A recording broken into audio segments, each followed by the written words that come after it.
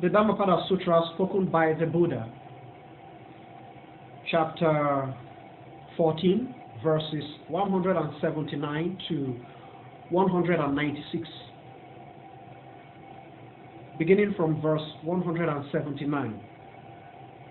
A man whose success is infallible, whose success no man on earth can deny him.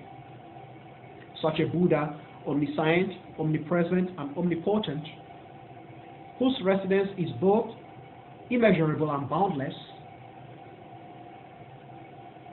routeless, route-free, without route, as ever. On what route will you take him? On what route will you take him? Verse 180. A man without ensnaring, grasping greed to stray him indefinitely. Such a Buddha, omniscient, omnipresent, and omnipotent, whose residence is both immeasurable and boundless, routeless, route-free, without route, as ever. On what route will you take him? On what route will you take him? Verse 181. Sages and the highly learned, who practice divine contemplation with diligence and achieve joy and contentment in the tranquil practice of holy living. The gods and divines cannot help eyeing them again and again, for they are enlightened Buddhas, flawless, impeccable, and ever mindful. Verse 182. Conception and childbearing is stressful and strenuous, rough and tough. Rough and tough. Existence of the living is tough. To listen to and follow the right instruction is tough. And the process of becoming a Buddha is tough. Verse 183. To refrain completely from wrongdoing, the diligent cultivation of virtue, and the absolute sanctification of one's heart and memory, the Buddhas have upheld these as fundamental instruction and line of action. Verse 184. The utmost spiritual discipline of the ascetic is a long drawn-out endurance with great resolve. The Buddhas declare that nirvana, perfect peace, is utmost. Surely, a man who does harm to another, or a man who does harm to other sentient living beings, is no ascetic. A man is not a devotee of the Buddha, not one among the faithful, if he causes distress to other sentient or living beings. Verse 185. Not to be careless in talking, and not to wrong or hurt other living beings. Self-control, following the regulations or laws and moral standards of the community. Avoiding eating too much or too little.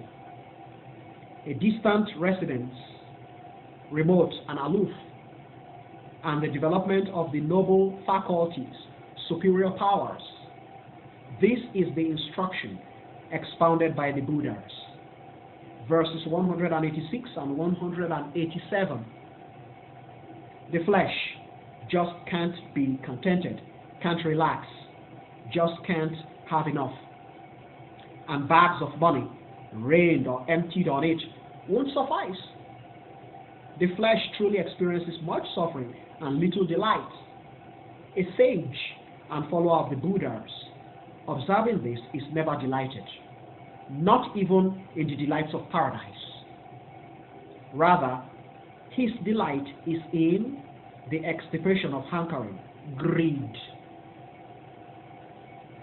Verses 188, 189, 190, 191, and 192. Altogether, naturally fearful, humans flee to sanctuary after sanctuary great rocks and hills, overgrown bushes and jungles, gardens, holy of holies, holy sites and buildings. But such sanctuaries are neither peaceful nor safe, not free from great dangers and troubles. By fleeing to such sanctuaries, a man is not thereby liberated from pain and distress. A man who has consulted the Buddha, the Dharma, the law, and the teachings, and the Sangha, or the community of followers, regarding sanctuary, and who grasps the Four Noble Truths thoroughly with sagely divine insight, the eternal truths of suffering, the cause of suffering, determination of suffering, and the grand eightfold route proceeding towards the final extirpation of suffering. Now, this is the safe sanctuary, the sanctuary of peace. This is the external, this is the eternal, the final sanctuary. Coming to this sanctuary, one is surely liberated from all pain and distress. Verse 193. An impeccably well-bred human is surely a rare personality, not easy to see or meet. He does not become incarnate, born of the flesh, in any country or land, freely without discrimination. The people are blessed and surely succeed in any country, on any land where such a prophet becomes incarnate. Verse 194. The achievement of the supreme divine state of Buddha is joyful. The instruction of the genuine instruction, the pure and infallible Dharma, or the law, is joyful. Harmony in the community of the faithful, that is the Sangha, is joyful. The discipline of disciples, living in harmony, is joyful. Verses 195 and concluding verse 196, or concluding verses 195 and 196 for chapter 14. Once a person reveres the accomplished, companions distinguished in service and deserving reverence, whether they are great followers of Buddhas or the Buddhas themselves, already achieved beyond hindrances and gone beyond sadness and grief, revering such distinguished companions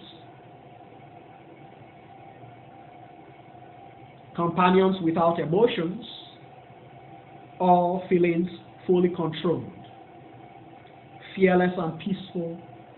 No human can predict or evaluate the magnitude of his achievements.